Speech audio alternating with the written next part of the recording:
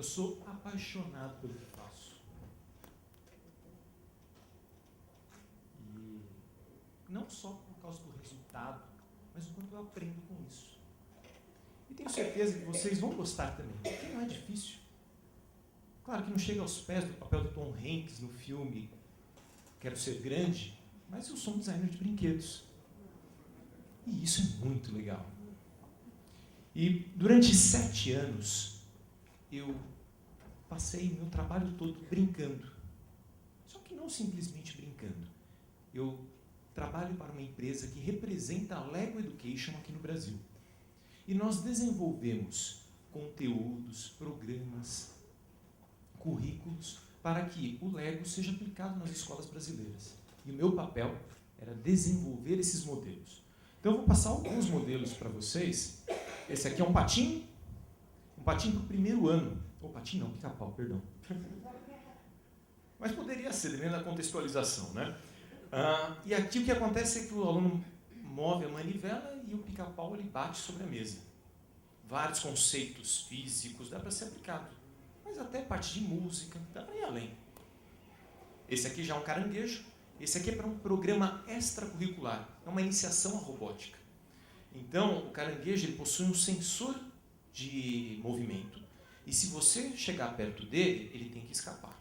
E esse é o objetivo que as crianças têm, além de não estar programado para isso.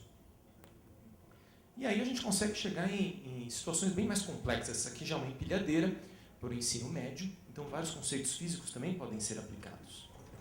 Mas, antes de eu continuar a passar os modelos, essa parte do Lego, eu gostaria de relembrar com vocês uma historinha.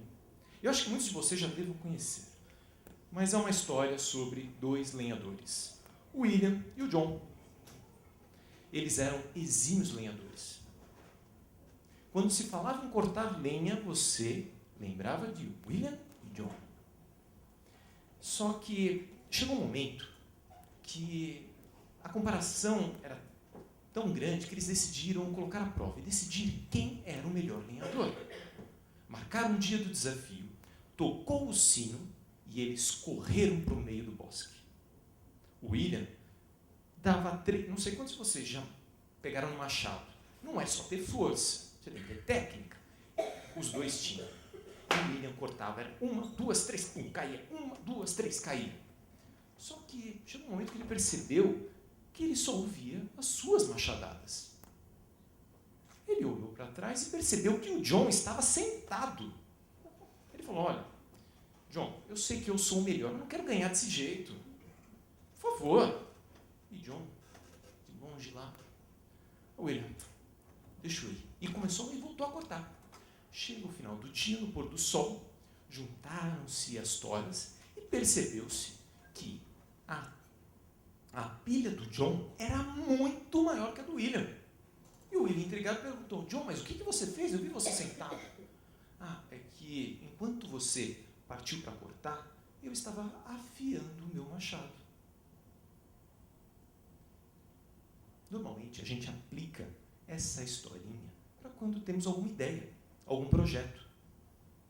E é engraçado, quando surge uma boa ideia, alguém te fala assim, olha, legal, mas vamos nos planejar para fazer isso.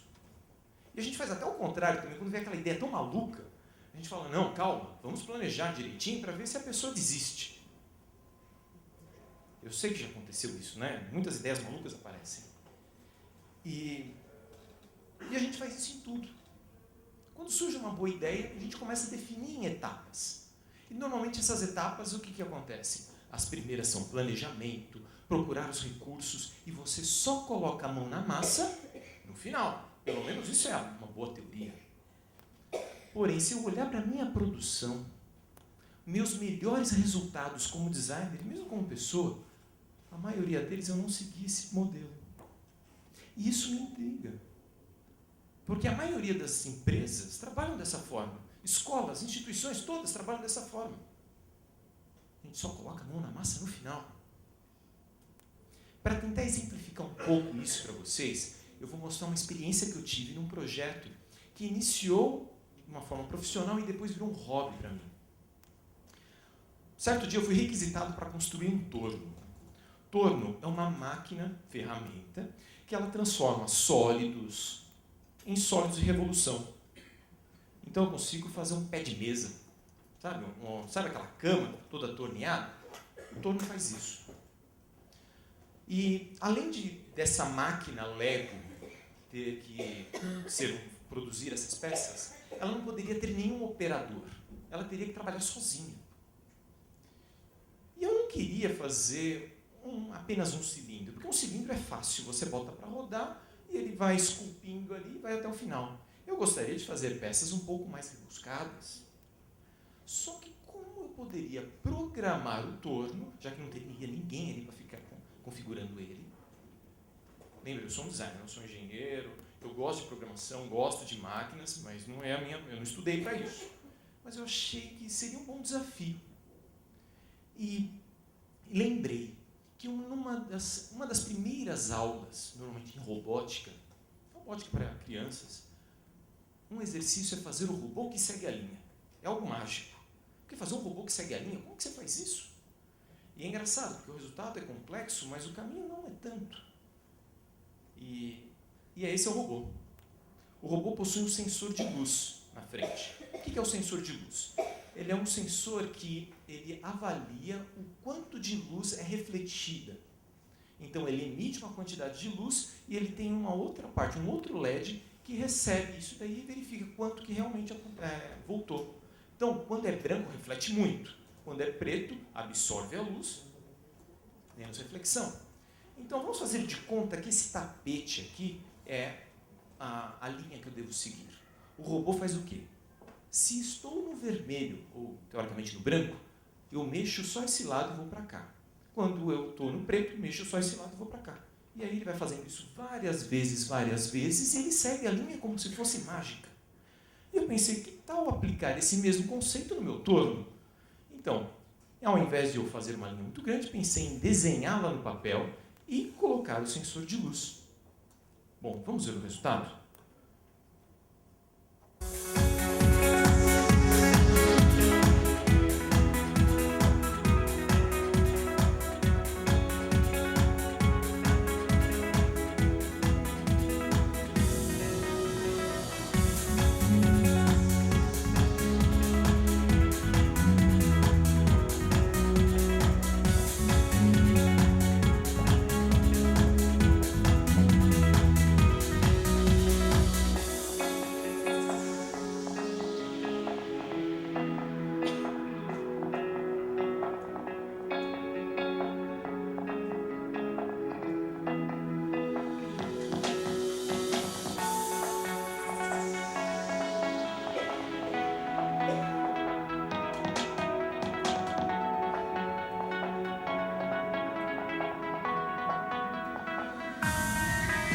O azulzinho é o sensor de luz.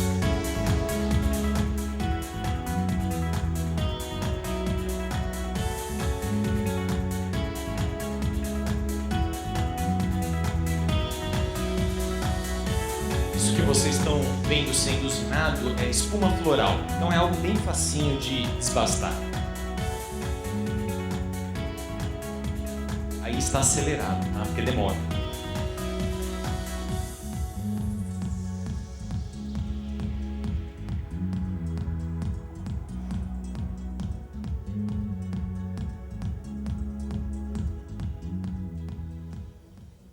Legal, né? Uma ideia simples a gente consegue aplicar. Mas ficar fazendo pé de mesa não é tão legal assim. Eu queria um pouco mais além. E só para vocês terem uma ideia, eu tive muito problema. Eu sei que o resultado é legal e tal, mas eu errei muitas vezes aqui. Porque primeiro a ideia que eu tive como material a ser usinado era parafina. E eu não sei quantos de vocês já fizeram algum curso de velas artesanais. Mas, nossa, dá muito trabalho, estraguei muita parafina. Bom, e voltando, eu queria ir mais além, eu queria construir algo. E existe uma outra máquina, ferramenta, que se chama fresadora. A fresadora, ela possui uma ferramenta de corte rotativa, e a ideia é que ela pode mover em 3 eixos. Então, vocês vão ver aqui. Então, ela pode mover no eixo X aqui, ela pode mover no eixo Y e pode também mover no eixo Z. Isso quer dizer que, se eu trabalhar as configurações, se eu conseguir passar um desenho para ela, ela vai conseguir esculpir algo. E eu tive uma ideia. Que tal usar o mesmo conceito que eu usei no torno na fresa?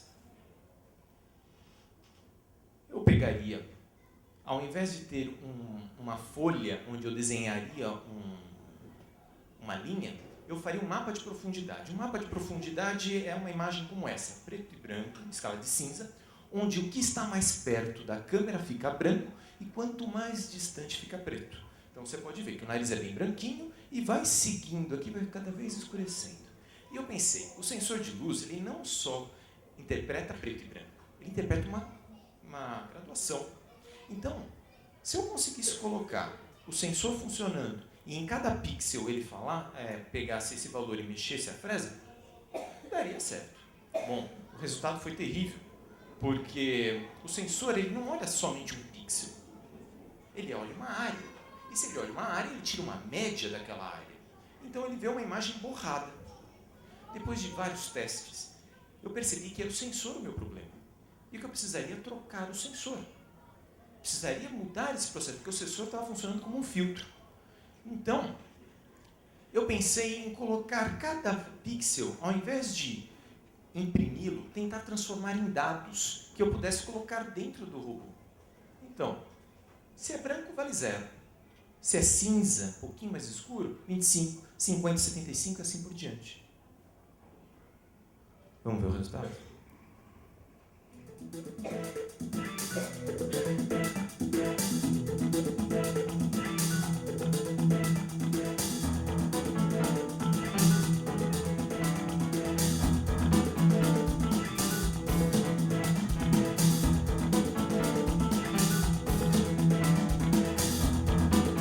Novamente a espuma floral.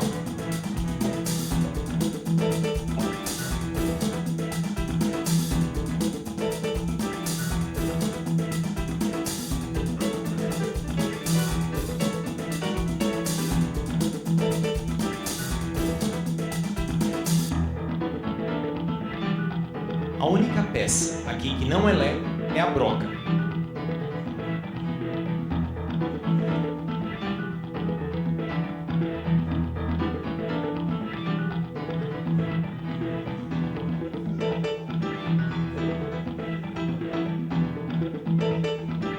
Novamente um time-lapse, está bem acelerado.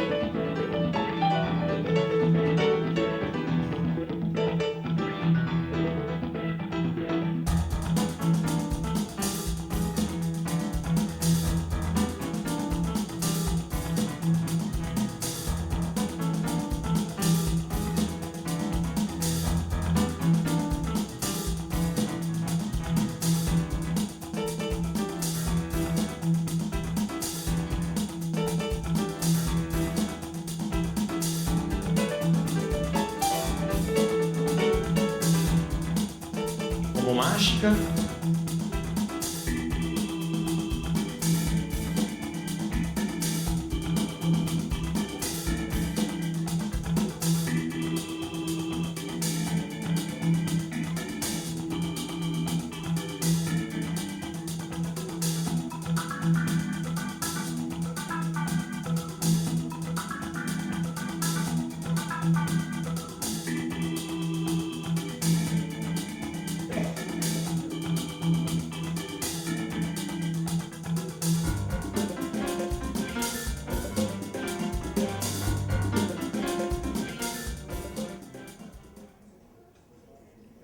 Impressionante, né? Eu fiquei emocionado quando eu vi. Eu não acreditei. Eu sabia que os processos estavam certos, mas o resultado é muito legal. E claro que não chega nem aos pés do Manual do Mundo, mas eu tenho um canal no YouTube. E essa fresa aqui atingiu 2 milhões de views. Viajei para a Índia, para Abu Dhabi, só para apresentar ela. E eu recebo e-mails diariamente de pessoas perguntando: por que você não comercializa essa ideia? Por que você não faz aquilo e tal? Eu sei que já existem muitas fresas industriais. O legal daqui é que eu construí tudo em Lego. E quando eu termino de apresentar isso, eu posso chegar à conclusão que eu aprendi algumas coisas aqui. Muitos assuntos técnicos eu aprendi. Porém, o mais importante, e o que eu venho aqui para falar para vocês, são duas coisas. A primeira delas é que a gente não pode ter medo de errar. Lembra quando eu falei do planejamento, fazer só com a mão na massa no final? Faz o seguinte, faz uma experiência. Põe a mão na massa antes. Os meus melhores resultados saíram assim. As melhores descobertas saíram testando.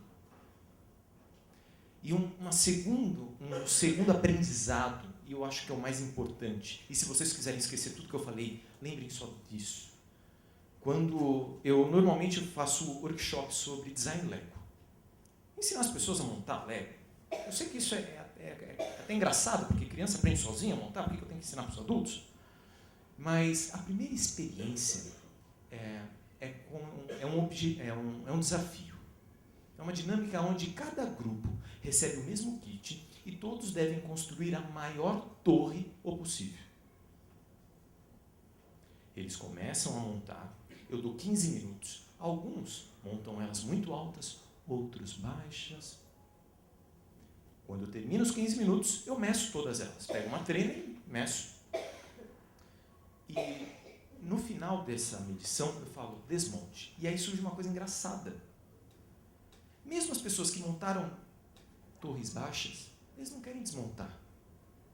Eles falam, foi tão difícil, eu gastei tanto tempo nisso daqui, mesmo que não tenha atingido o objetivo.